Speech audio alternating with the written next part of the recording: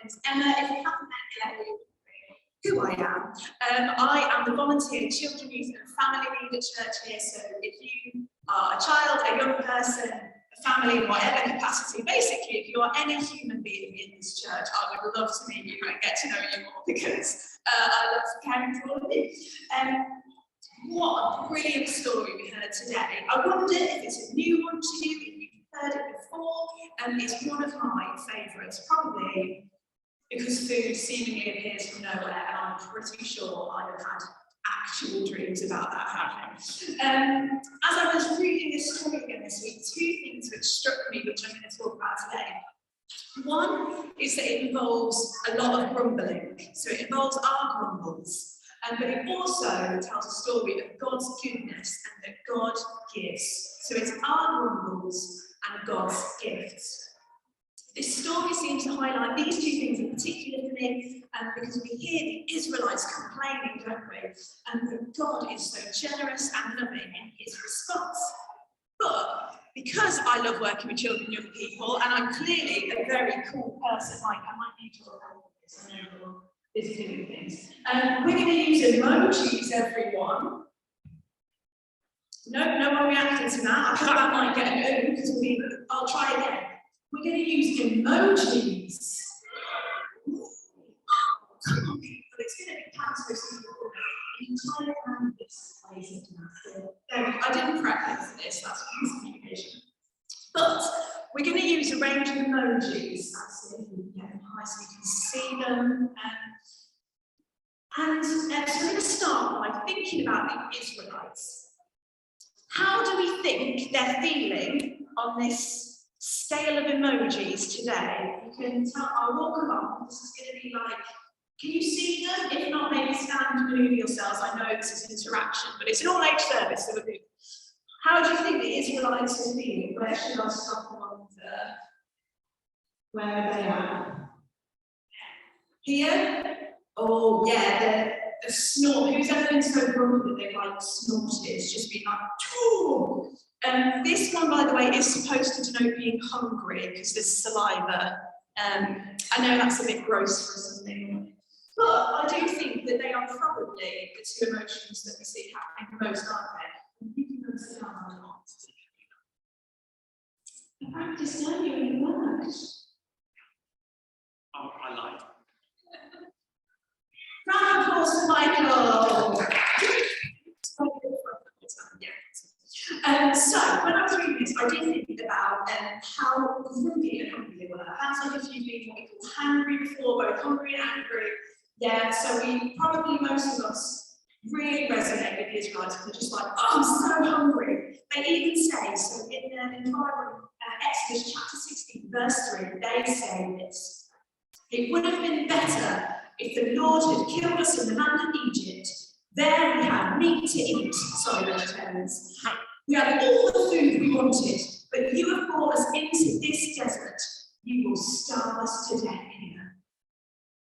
It's quite a reaction, isn't it? Just, they've been freed from Egypt. Here they are, but we'd have been better off dead because I am hungry. Now, in complete honesty, I probably have said words similar to that. It's a huge reaction. They are actually saying they would rather go back to slavery than be where they are now because they're so hungry. They've lost sight of what it actually was that they'd left behind, and they were instead focusing on their only tumblies.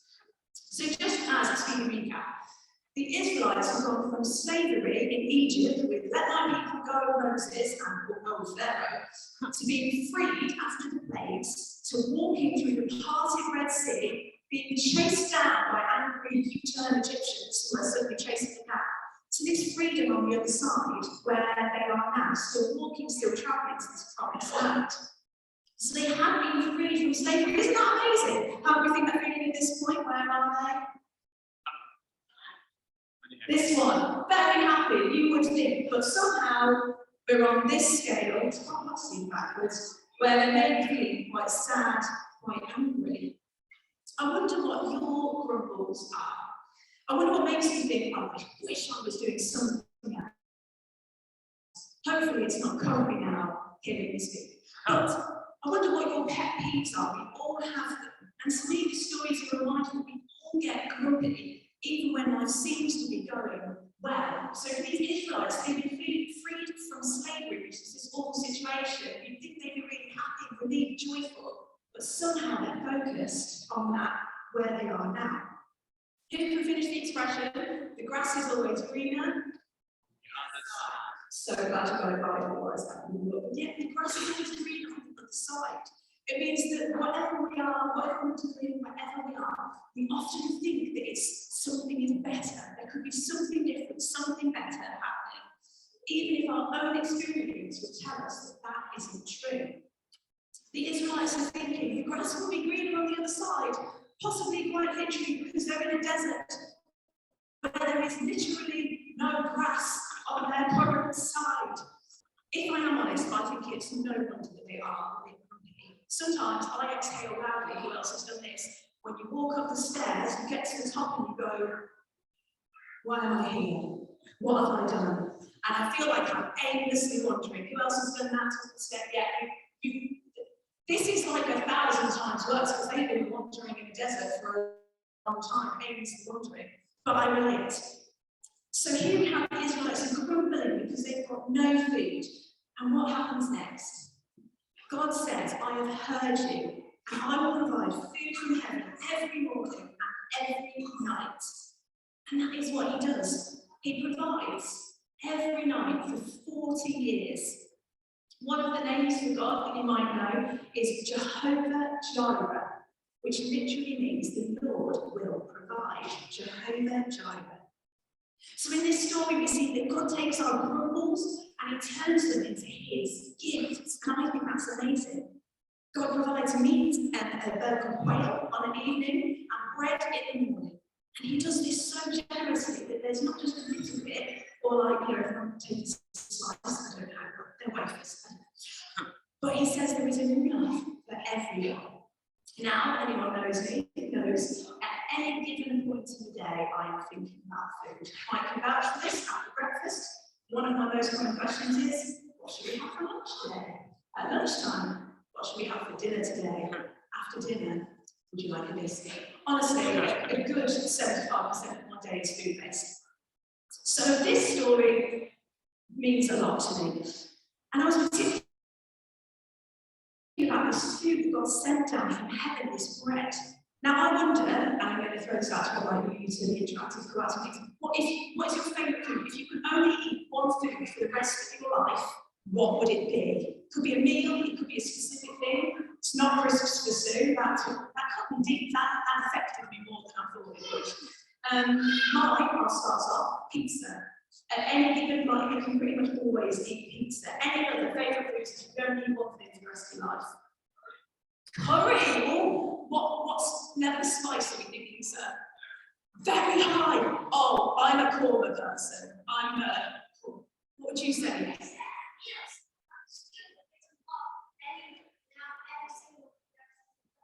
This young man at the back is a genius. He said you can say meal, I'm going for bits and bobs because then you can have whatever you want.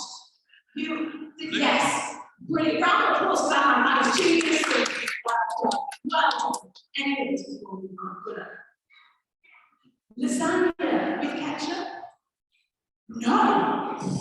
Well, you were going to say ketchup, to be honest. Lasagna, great choice. Any of this? One food for us. Ham. I love that ham. Any like a glaze on it or just standard cooked ham? Cooked in Yorkshire ham. Yes, proud Yorkshireman. Perfect. I love it. Now, the reason I asked this, as much as I love pizza, I'm now imagining if I have pizza every meal, every day, for the rest of my life. Am I still going to wake up thinking, I could eat that slice of pizza? Maybe not. But this is what the Israelites found themselves in. So God was being amazing and giving them food every day for them to eat. But they did have that, the Bible tells us, for 40 years. That's quite a long time, isn't it? I'm sure they grumbled along the way. Can we mix it up with a few extra bits and bobs like the gentleman at the back there? A few bits and bobs to mix it up. But still, the point is God has provided. Now you might remember from our action story that this bread is called manna, which means, does anyone remember what manna meant? What is it? I find that brilliant. That's like watching a week of Bake Off, seeing a cake you don't know, and introducing it as I thought that was funny. But it's just say what you see. Just go, what is it? We should call it, what is it? Brilliant. So, the Lord has now provided bread on our emoji scale. Where are we at, friends? What do we think they're feeling now? We've now got food, but it is food they're going to have every day for 40 years. What do we think they're feeling? Stop. Why stop, Sue? That was...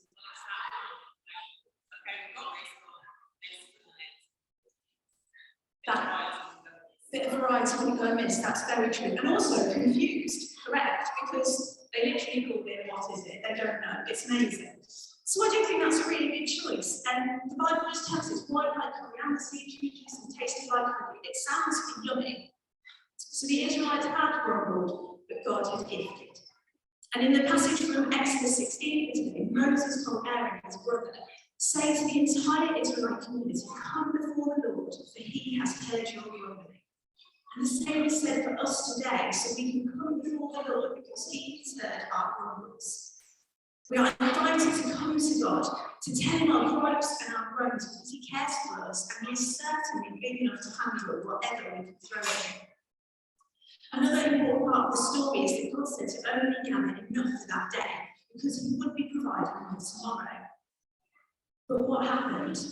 Some people kept too much and the bread went mouldy and stinky and gross. And I personally think there's only one appropriate emoji for them finding their bread or stinky and gross the next day.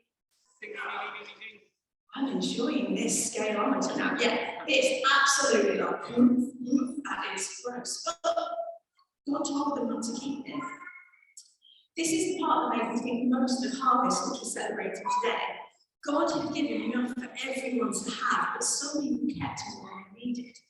Who remembers the panic buying at the start of the pandemic where there were literal wall-to-wall empty shelves because people had grabbed what they could because they were scared there wouldn't be enough for tomorrow? I found myself going in, I knew we had a bag of pasta in the cupboard, but I went to the shop and saw a solitary bag of pasta. And I thought I had to talk myself about buying it because I don't need it.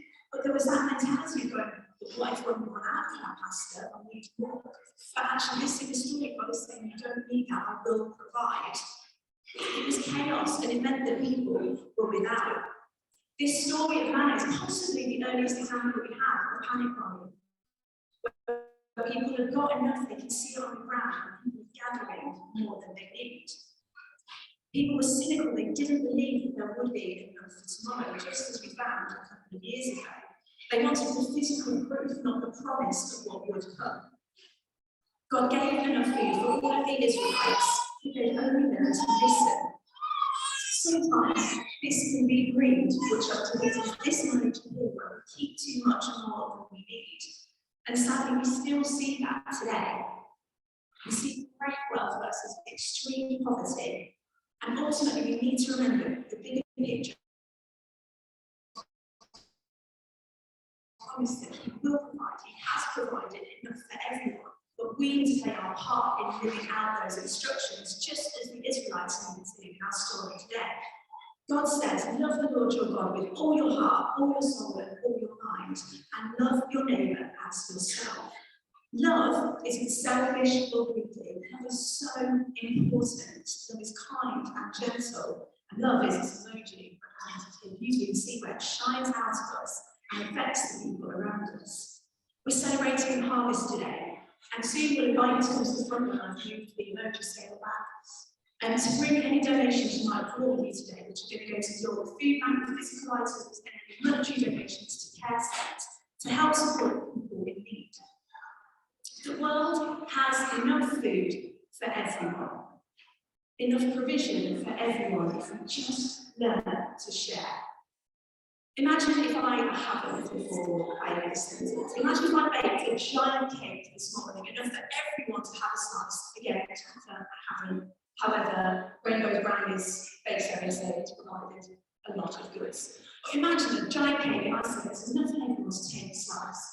But then a few of you thought, oh, I could have an extra snack for tomorrow. I'm sure there's enough, I'm sure there's enough. And then by the time we got to the back of the church, we weren't able to there wasn't enough left. That's what we see happening in the world. There's a giant cake where there's enough for everyone, but people take more than they need. God is generous and gives so much more than we can imagine, just as the Israelites found. He gives so many gifts, and in return, we can share those gifts to others around us, just as we'll be doing today. It's what we remember at Harvest, God's goodness for everyone, his provision. And when people give us things, when people provide, it's right to give thanks in return. What a special thing to be able to share what we have been given with those in need most.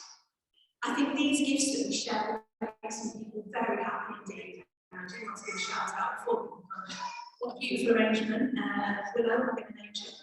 She did a beautiful arrangement of all the tunes, and our thoughts gone into that, so not just the gift, the thought as well.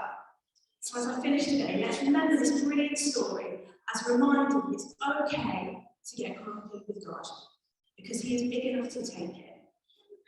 And God is such a good God that he loves us, he cares for us, and he's concerned with what concerns us.